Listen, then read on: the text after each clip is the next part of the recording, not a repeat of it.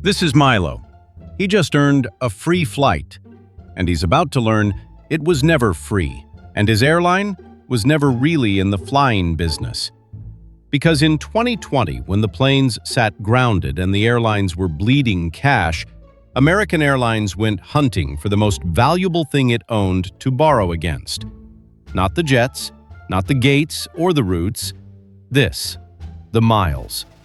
In a filing with U.S. regulators, American Airlines revealed that an independent appraisal had valued its frequent flyer program at between $19.5 and $31.5 billion, more than the entire airline was worth on the stock market. Read that again.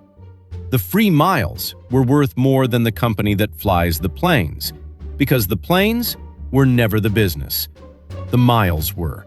The house always wins. And in air travel, the house is a bank wearing a pilot's hat. Let's open the machine. Start with the miles. Where do they come from?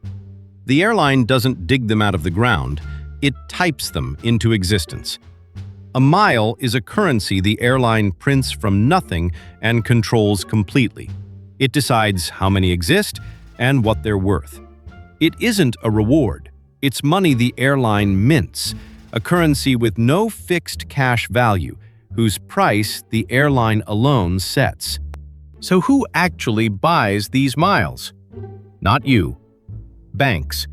When you swipe an airline credit card, the bank that issued it buys miles from the airline, real cash paid up front, roughly a penny to 2 cents a mile, by the billion. In 1 year, American sold over 180 billion miles to its partners. Today, it pulls in more than $6 billion a year in cash just from selling miles to banks like Citi.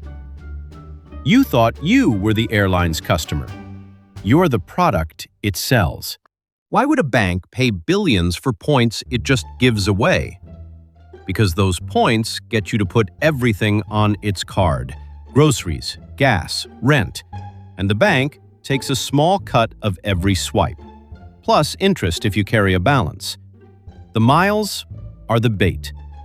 You chase a free flight. The bank reels in years of fees. So who pays for all this free travel? Everyone, including people who never touch a rewards card.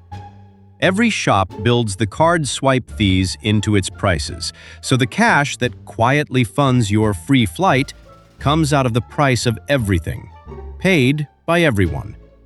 The Federal Reserve put numbers on it. The poorest households pay into this system and get almost nothing back, about $21 a year, while the richest receive around $750. It's a hidden tax flowing from the people with the least to the frequent flyers with the most.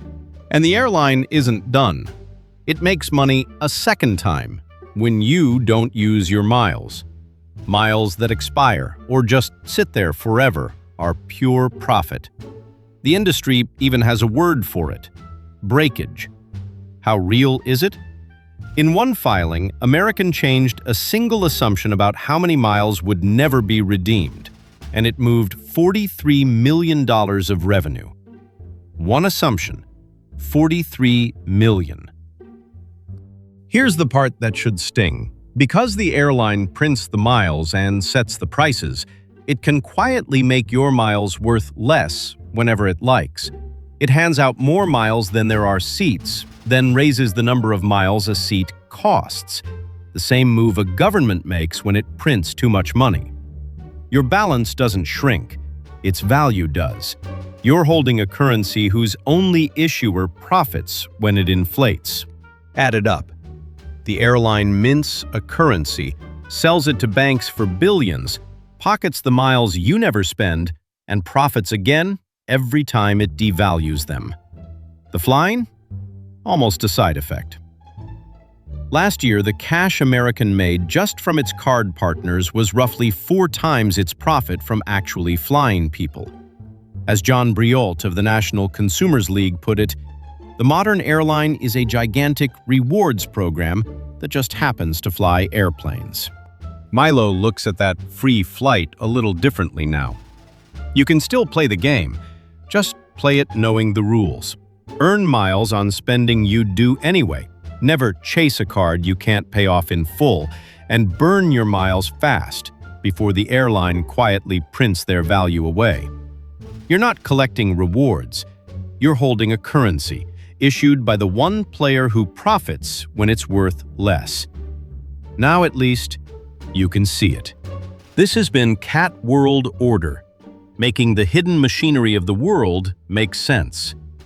None of this is financial advice. If this changed how you'll look at your next flight, subscribe and tell me what to take apart next.